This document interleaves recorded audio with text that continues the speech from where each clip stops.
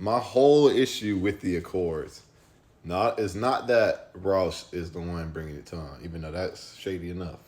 He talking about comparing Thor to 30 megaton nukes. He already looking at these niggas like weapons. You know what I'm saying?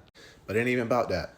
It's a matter of how would y'all gonna control any of these niggas? How is y'all gonna control the Scarlet Witch? You know what I'm saying? It seemed like y'all plan to use the Avengers to do such a thing.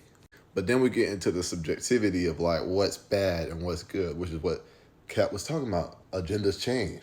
In the event that agendas change, and instead of like the Avengers ideology splitting the team up, now it's the public, the people, splitting the team up. Which is kind of what happened in Civil War, but let's just take it to a more extreme scale. Like they painting two people out on the group to be bad. And the Avengers know more or less about the situation. And you forcing them to pick a side on this situation. That's the type of shit Cap was talking about. That's why the safest hands are our own in that type of situation. You know what I'm saying? Because in the event that warfare splits up between the Avengers, more lives are going to be lost than what would have been if the Avengers stayed together. And even if we take this into like a literal standpoint, we got to see the literal consequences of this. Russo, that was his goal. You know what I'm saying? Their goal in the Infinity War was to show us, the effect of the team split, and that's why you see Iron Man not call Cap, but Cap still on the front lines with the Avengers anyway. Cap held his end of the promise.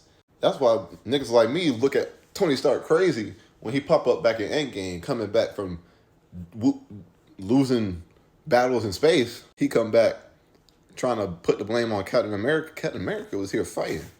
I feel like if niggas was on Earth, they would have got his ass. You know what I'm saying?